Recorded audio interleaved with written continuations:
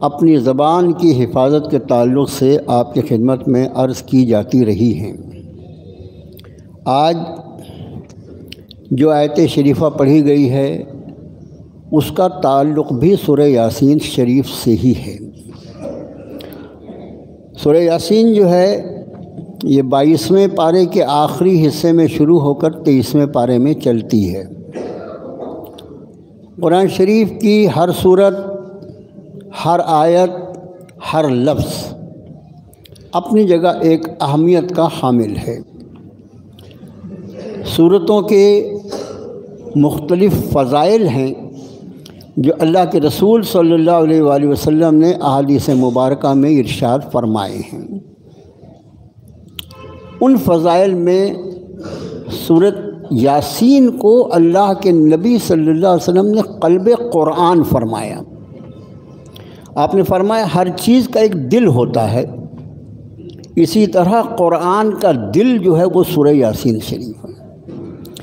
حدیث شریف میں آپ صلی اللہ علیہ وسلم کا یہ ارشاد بھی ملتا ہے کہ تم اپنے ان ایمان والے بھائیوں پر جن کی جانکنی کا وقت ہے ان پر سورہ یاسین شریف کو پڑھا کرو، اس کی تلاوت اس کی جانکنی کو آسان کرتی ہے۔ یعنی جو ہمارے یہاں ہوتا ہے بھائی کسی کا آخری وقت آ رہا ہے، کوئی کسی کو بلاؤ سورہ یاسین پڑھنا، یہ کوئی رسم نہیں ہے، یہ نبی کریم صلی اللہ علیہ وسلم کا فرمان ہے کہ اپنے مردوں پر، مرنے والوں پر سورہ یاسین شریف کو پڑھا کرو۔ تیسری بات، اس صورت شریفہ کے اجر اور ثواب کے اعتبار سے ایک حدیث شریف میں یہ ملتی ہے کہ آپ نے فرمایا سورہ یاسین شریف کو ایک مرتبہ پڑھ لینا ایسا ہے جیسے کسی نے قرآن پاک کیا 10 مرتبہ دور پورا کیا۔ 10 قرآن کا دور پورا کرنے کا اجر و ثواب جو ہے وہ ایک مرتبہ سورہ یاسین شریف پڑھنے کا۔ اب آپ انداز فرما سکتے ہیں کہ یہ صورت شریفہ کتنی اہمیت کی حامل ہے۔ اسی صورت شریفہ کی یہ آیت ہے، اس کا نمبر 12واں نمبر ہے، یعنی یہ 22ویں پارے میں یہ آیت مل جائے گی۔ میں نے کسی موقع پر آپ سے عرض کیا تھا کہ ہمارے جو اقربا، جو رشتہ دار ہم سے بچھڑ گئے، اللہ کی بارگاہ میں چلے گئے، تو ہمارا ان کا تعلق ٹوٹتا نہیں ہے، بلکہ دعائے مغفرت کے اعتبار سے ہمارا ان کا تعلق جڑا ہوا رہتا ہے۔ اس لیے یہ جمعے کے دن کو جو اس کے مخصوص اعمال ہیں، یہ سید الایام ہے، دنوں کا سردار کہلاتا ہے۔ یہ عید المسلمین بھی ہے، ایمان والوں کی، مسلمانوں کی عید کا دن ہے۔ یہ نماز جمعہ کے خاص احکام ہیں، انشاءاللہ وہ ایک الگ مضمون ہے۔ تو ہمارے جمعے کے معمولات جو ہیں وہ ذرا الگ ہونا چاہیے عام دنوں سے۔ جیسے سورہ کہف کی تلاوت ایک جمعے کا خاص عمل ہے۔ حدیث شریف میں اللہ کے رسول صلی اللہ علیہ وسلم نے فرمایا کہ جو شخص جمعے کے دن سورہ کہف کی تلاوت کرے گا اللہ تعالیٰ اس کو ہر فتنے سے نجات عطا فرمائیں گے، یہاں تک کہ اگر فتنہ دجال بھی اگلے جمعے کے پہلے ہو گئے تو اللہ اس سے بھی اس کی نجات فرمائے۔ یہ سب سے بڑا فتنہ ہوگا۔ عام دنوں میں ہم جو درود شریف پڑھتے ہیں، ہم پر نبی کریم صلی اللہ علیہ وآلہ وسلم کا بڑا حق ہے میرے محترم۔ آج میں آپ اس مسجد میں، اس نفیس ماحول میں، اس پاکیزہ ماحول میں کہ جس کے جیسی پاکیزگی زمین کے کسی حصے میں میسر نہیں آ سکتی، یہ مسجدیں، یہ نمازوں کا اجتماع اور یہ سارا کا سارا دین اور اسلام یہ جناب محمد الرسول اللہ صلی اللہ علیہ وسلم کے ذریعے ہم تک پہنچا۔ اگر ان کو اللہ تعالیٰ نہ بھیجتا تو ہم کو یہ سب میسر نہیں آ سکتا تھا۔ احسان مند بن کر زندگی گزارو، آدمی نے احسان فراموش نہیں ہونا چاہیے۔ ہم پر ان گنت احسانات ہمارے اللہ کے ہیں۔ ان تعدوا نعمت اللہ لا تحصوها، اگر اللہ کی نعمتوں کو تم گننا چاہو تو ان کا احصار نہیں کر سکتے، ان کا شمار نہیں کر سکتے۔ اتنی ان گنت نعمتیں دینے والا اللہ اور اس کی نافرمانی کی جسارت۔ اس کے حکموں کو پیٹھ کے پیچھے ڈال دینے کی ہمت، دل کی سختی کا کیا حال ہو گیا مسلمان. سوچو تو، کوئی ذرا دنیا کے معاملے میں احسان کرے تو اس کے سامنے تم جھک جاؤ، اس کے پیروں کو پکڑ لو، اور جس کے انگنت احسانات کے نتیجے میں تم انسان ہو اور مسلمان ہو اور محمد رسول اللہ کے امتی ہو، جس رب نے اتنے احسانات فرمائے، اس اللہ کی نافرمانی کی جسارت کیسی؟ اور پھر جس نبی کے ذریعے اللہ نے یہ نعمتیں ہمیں عطا فرمائیں، ان نبی کا حق، النبی اولا بالمؤمنین من انفسہم، نبی کی ذات جو ہے وہ ایمان والوں کے نزدیک ان کی اپنی جانوں سے زیادہ اہمیت رکھتی ہے. احساس ہے اس کا؟ احساس پیدا کرو مسلمانوں، احساس پیدا کرو. تو ہم یہ عرض کر رہے تھے کہ جمعے کے جو مخصوص معمولات ہیں، اس میں ایک معمول یہ کہ روزانہ ہم جتنی مرتبہ درود شریف پڑھتے ہیں، کم سے کم اس میں کچھ اضافہ کر دیں.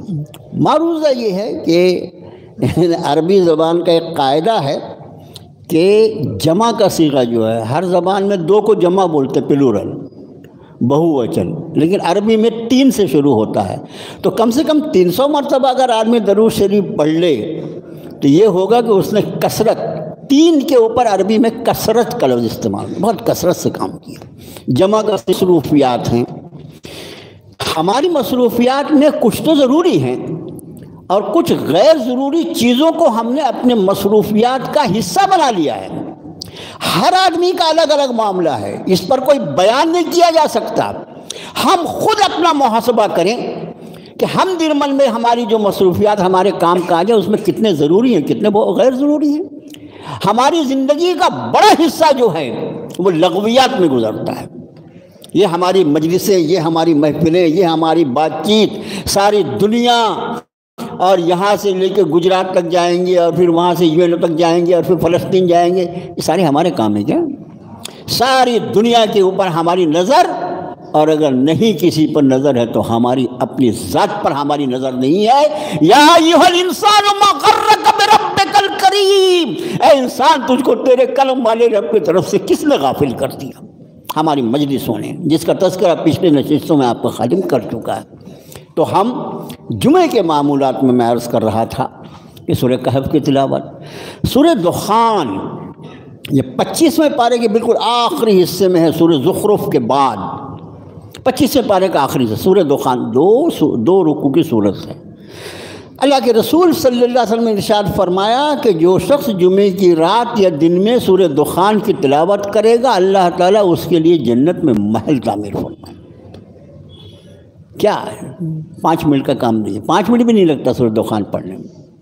اسی طرح میرا معروضہ یہ ہے کہ ہم ہمیشہ اپنے مرحومین کے لیے جو اصالہ ثواب کرتے ہوں گے، کرتے رہنا چاہیے، ان کا حق ہے ہم پر.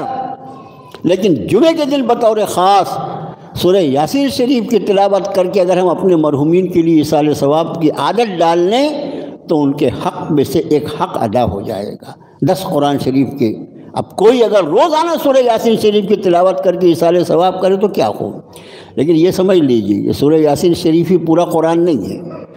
قرآن کی تلاوت، جو اصل تلاوت قرآن، جو قرآن کا حق ہے ہم پر، وہ سورہ فاتحہ سے لے کر وہ سورہ بقرہ، سورہ آل عمران، سورہ نساء، سورہ مائدہ، سورہ انعام، سورہ اعراف سے ہو کر سورہ انفال سے ہوتے ہوئے سورہ ناس تک پہنچنا ہے. باقاعدہ تلاوت قرآن تو ہماری زندگی کا جز ہو. ایک پارے کی تلاوت نہیں کر سکتا یہ مسلمان، روز کہے گا مسلمان ہے، سمجھ میں نہیں آتا. تو میرے بھائیوں، ان کو جمعے کے دن، اب ہم نے سورہ یاسین شریف کی تلاوت، سورہ کہف کی تلاوت، سورہ دخان کی تلاوت، اس کو اپنی اب ظاہر ہے کہ اس تلاوت کرنے کے لیے، اس عمل کے لیے ہم جو بیکار میں وقت ضائع کرتے ہیں اس کی نشاندہی کر کے اس کا ہم کو صحیح استعمال کرنا ہوگا. نمازوں کی پابندی ہو تو انشاءاللہ سارے عمل آسان ہو جاتے ہیں. نماز مشکل ہو، اور پھر نماز فجر، ماشاءاللہ نماز فجر کو ایسا لگتا ہے خالی نماز مغرب فرض ہے.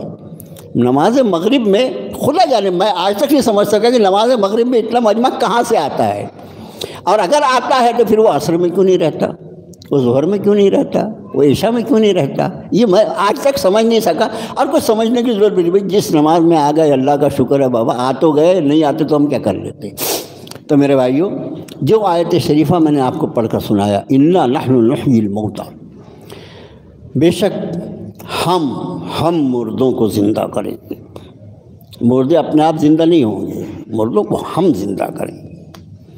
جس نے موت دی وہ زندہ کرنے پر قادر کیوں نہیں ہوگا؟ الیس ذالک بقادر علی ان یحیی الموتیٰ، وہ اللہ جس نے اتنے سارے مراحل سے گزار کر انسان کو پیدا کیا، بھلا وہ اس پر قدرت نہ رکھے گا کہ وہ مردے کو زندہ کر دے؟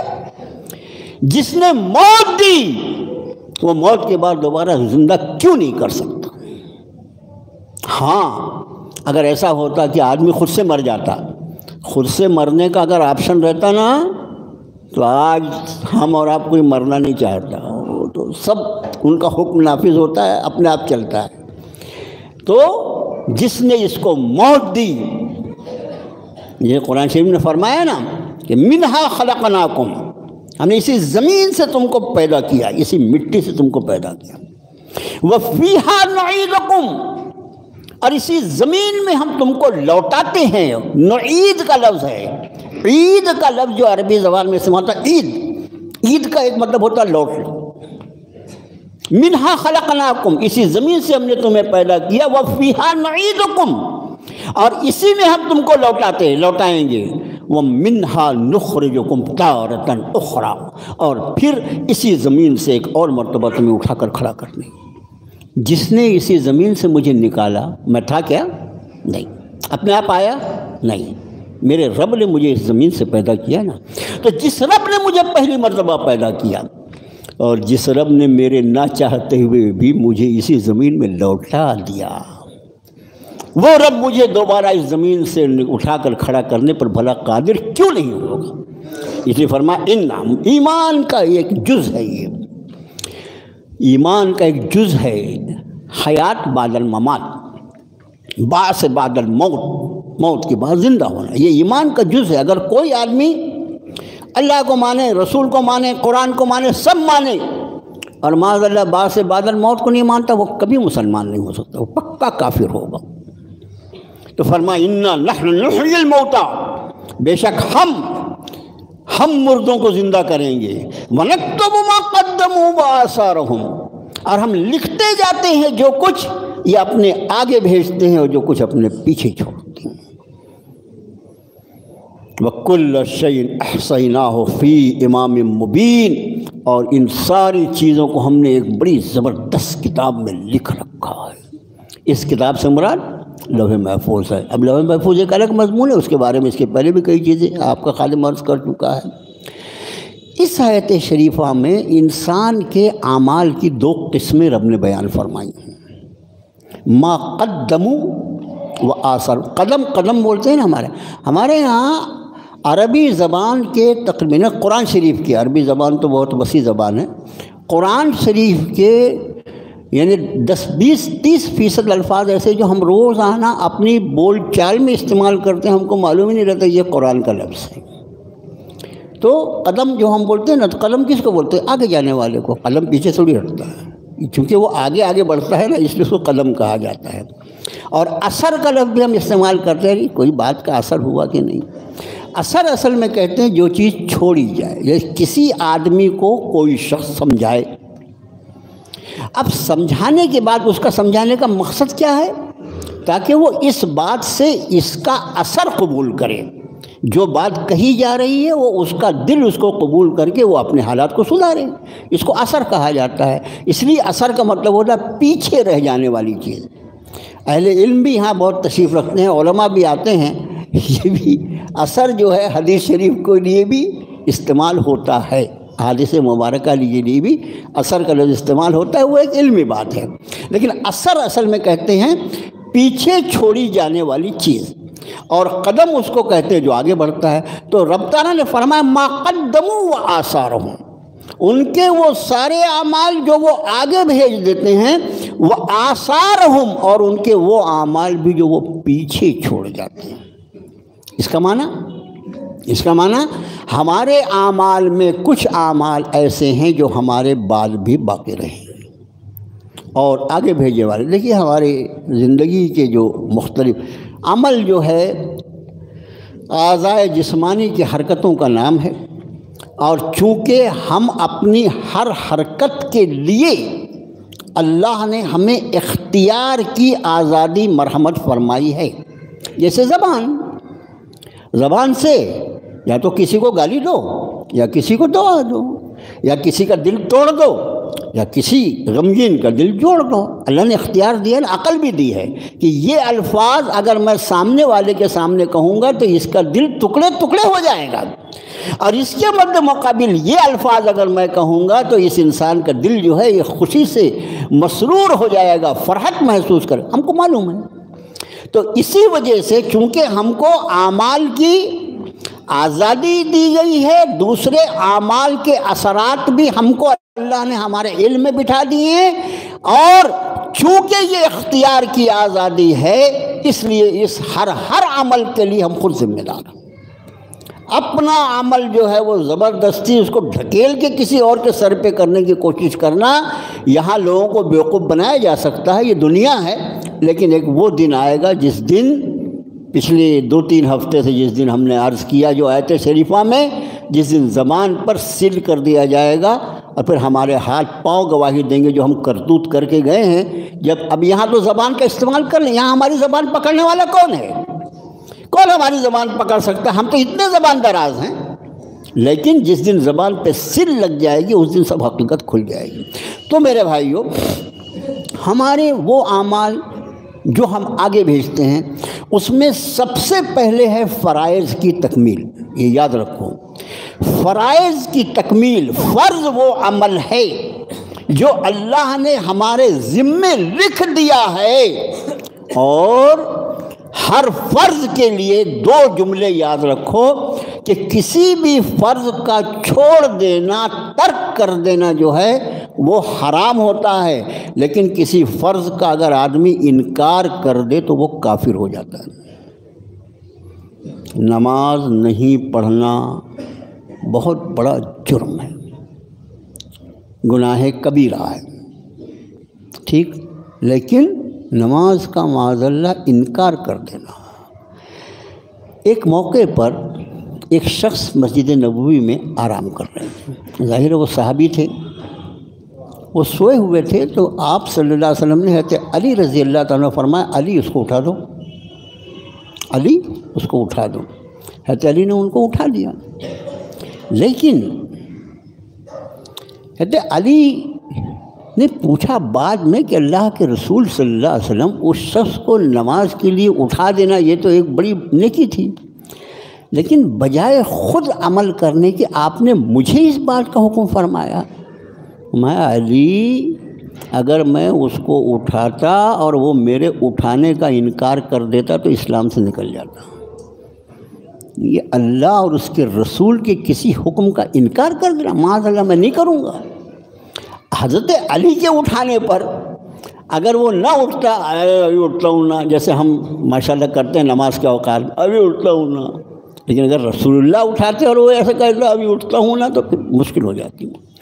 تو فرائض وہ اعمال ہیں کہ جن کا نہ کرنا تو گناہ کبیرہ ہے، حرام ہے، لیکن اس کا انکار اگر کوئی زبان سے کہہ دے تو آدمی اس انکار کی وجہ سے، اس لیے کہ فرض کس نے کیا؟ اللہ نے فرض کیا، تو اس کا انکار گویا اللہ کے حکم کا، ارشاد کا انکار ہوگا. تو فرائض میں ایمان سب سے بڑا فریضہ ہے، یہ سمجھ لو. فرائض میں نماز سے فرض نہیں شروع ہوتا، اس کو اچھی طرح اپنے ذہن میں بٹھاؤ. نماز ہر انسان پر فرض نہیں ہے. نماز روئے زمین پر بسنے والے سارے انسانوں پر فرض نہیں ہے. نماز فرض ہوتی ہے ایمان کے بعد. غیر مومن کے اوپر کوئی نماز فرض نہیں ہے. تو سب سے پہلا فرض جو سارے انسانوں پر اس زمین کے رہنے والوں پر ہے وہ یا ایھا الناس اعبدوا ربکم الذی خلقکم والذین من قبلکم لعلکم تتقون۔ اے لوگو، یا ایھا الناس، اے سارے کے سارے انسانوں، اے زمین پہ بسنے والے سارے انسانوں، اعبدوا، اپنے رب کی عبادت اختیار کرو، پہلے اس کو رب مان لو، اپنے آپ کو بندہ مان لو۔ یہ ایمان کی دعوت ہے۔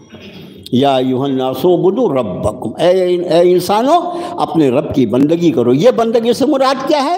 ایمان لے آؤ، اپنے رب کو رب مان لو۔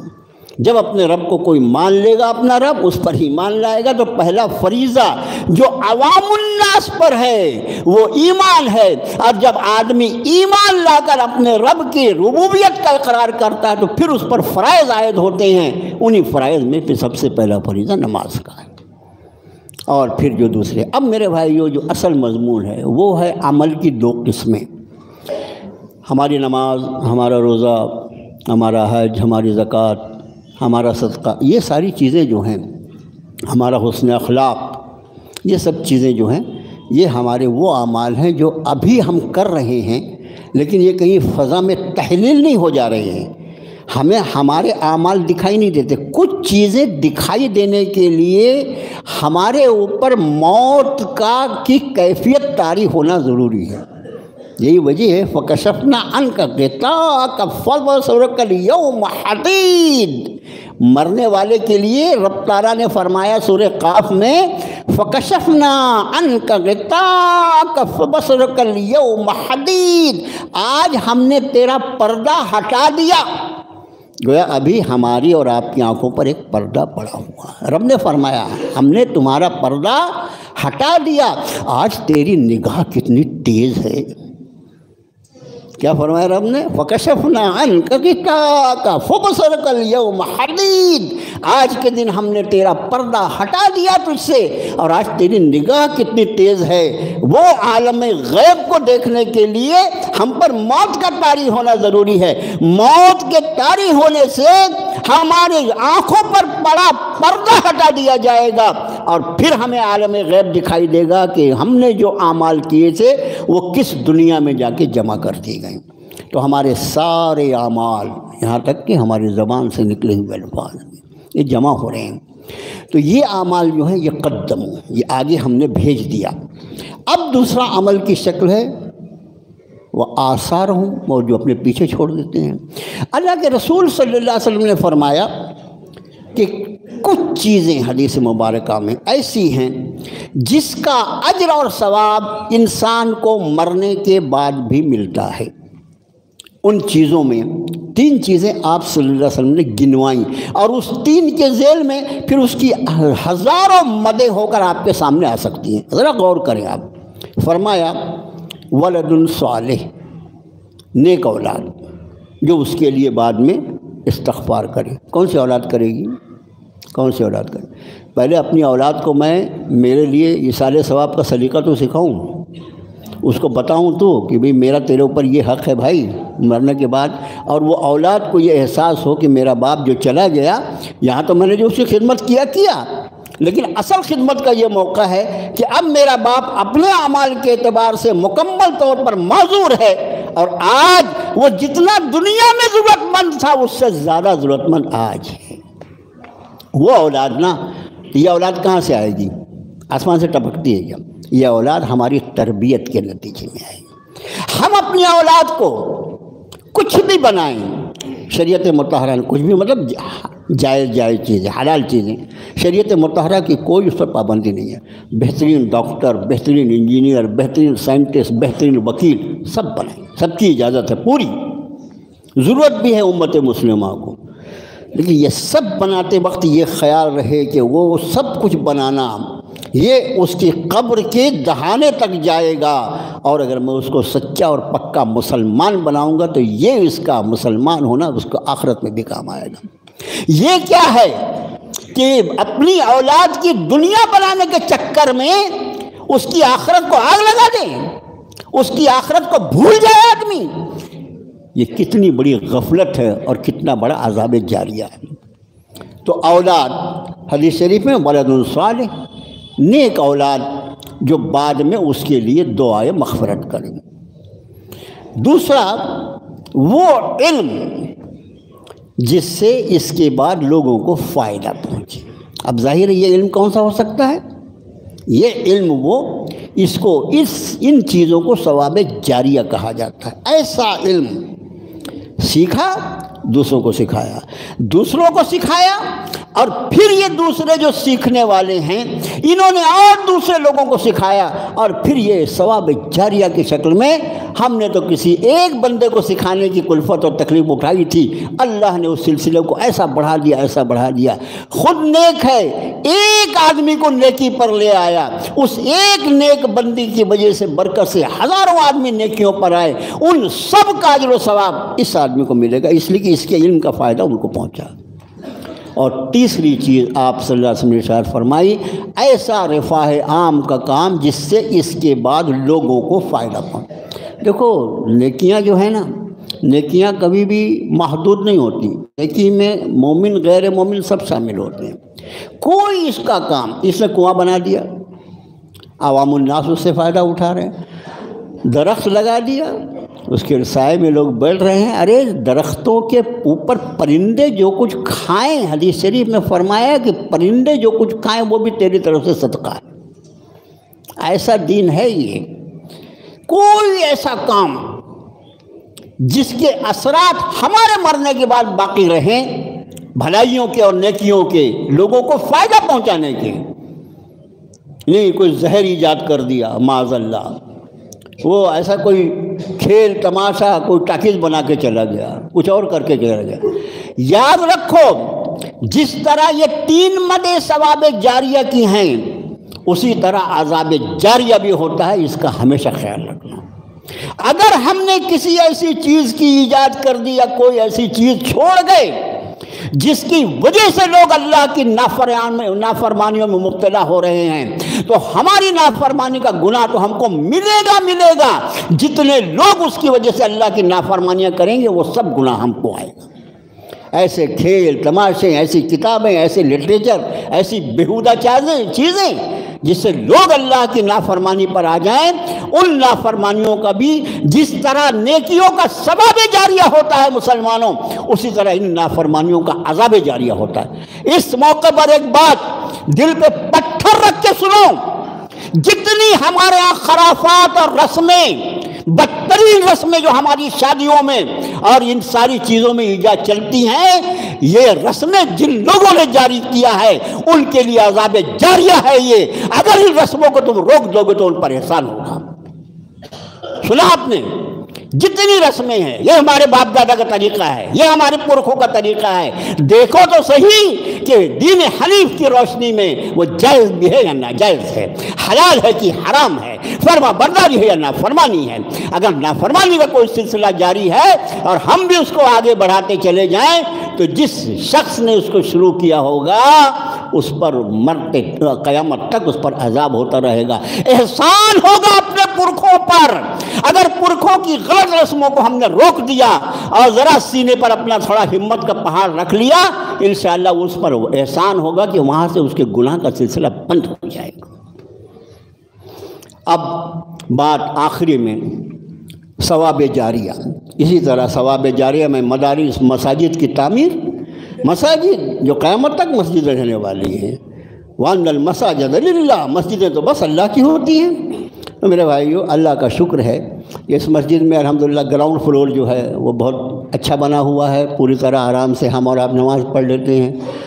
پہلا مالہ جو ہے اس کو بھی اللہ پاک نے مکمل کروا دیا، وہاں بھی نماز ہوتی ہے، لیکن ہمارے یہاں نمازیوں کی تعداد اللہ کے فضل و کرم سے اتنی ہوتی ہے کہ نماز جمعہ میں دوسرا جو مالہ ہے، دوسرا فلور وہ بھی پر ہو جاتا ہے، اور تیسرے فلور پر بھی ہمارے ساتھی پہنچتے ہیں۔ لیکن تیسرا فلور جو ہے تعمیر تو ہے۔ اللہ تعالی ہمارے ان بزرگوں کی قبروں کو اللہ نور سے بھر دے جنہوں نے اتنی طویل مسجد ہمارے لیے تعمیر کی، ان کی کتنی سوچ رہی ہوگی کہ کبھی ایسا دن آئے گا کہ نمازی اتنے بڑھ جائیں گے کہ دوسرے اور تیسرے مالے پر بھی جائیں گے، تو دوسرے مالے پر جو تھی اس کی فنشنگ ہونا باقی تھی۔ اب اللہ کا نام لے کر دوسرے مالے کی فنیشنگ کا کام شروع کر دیا گیا ہے، پلاسٹر کا کام شروع ہے۔ ظاہر ہے اتنی بڑی مسجد کا پلاسٹر اور پھر وہ اوپر کے ڈبے اور وہ سب اور پھر وہ پلاسٹر ہونا، پھر اس کے بعد اس میں ٹائلز ہے نا، اس کو اتنا آرام دہ بنا دینا نماز کے لیے، جیسا پہلا اور یہ گراؤنڈ اور فرسٹ فلور ہے، اس میں کافی وقت لگے گا اور کافی رقم بھی لگے گی۔ لیکن میرے بھائیوں، یہ ایک سنہرا موقع ہے اللہ کے گھر کی تعمیر میں حصہ لینے کا۔ ہم چلے جائیں گے میرے بھائیوں، لیکن یہ مسجد جب تک یہاں عبادت ہوتی رہے گی انشاءاللہ اس کا اجر و ثواب ہمارے نامہ اعمال میں جاتا رہے گا۔ اور یہ بھی یاد رہے کہ مسجد قیامت تک مسجد رہنے والی، مسجد کے علاوہ وہاں کچھ بن ہی نہیں سکتا۔ تو میری بہت ہی دردمندانہ درخواست ہے کہ بڑا کام ہے، مہینوں چلے گا اور لاکھوں لاکھ روپے کا کام ہے، لیکن اللہ کا نام لے کر، اس لیے کہ اتنی بڑی مسجد کیسے تعمیر ہوئی؟ آپ لوگوں کے تعاون کی وجہ سے۔ اللہ تعالیٰ آپ کے دل میں ڈالتا ہے، کرنے والی ذات اللہ کی ہے۔ تو یہ کام جو اوپر پلاسٹر کا شروع ہوا ہے اور اس کو پورا کرنا ہے، اس کے ٹائلز اور پینٹنگ سارا کام، یہ لاکھوں لاکھ روپے کا ہے۔ تو میری بہت ہی مؤدبانہ گزارش ہے کہ اس میں بھرپور تعاون فرمائیں۔ آج آپ اس تیاری سے نہیں آئے ہوں گے، لیکن اگلے ہفتے اس کا خیال رکھیں کہ یہ آپ کا تعاون جو تعمیر مسجد میں ہے، یہ آپ کے لیے وقد ما قدموا وآثارہم، کچھ اعمال جو آگے بھیجے جاتے ہیں، یہ ان اعمال میں جو ہمارے پیچھے رہ جائے گا۔ اللہ سے دعا ہے اللہ تعالی ہمیں آپ کو اپنی رضا پر زندہ رہنے اور اپنی رضا پہ موت کی توفیق عطا فرمائے۔ صلی اللہ تعالیٰ علیہ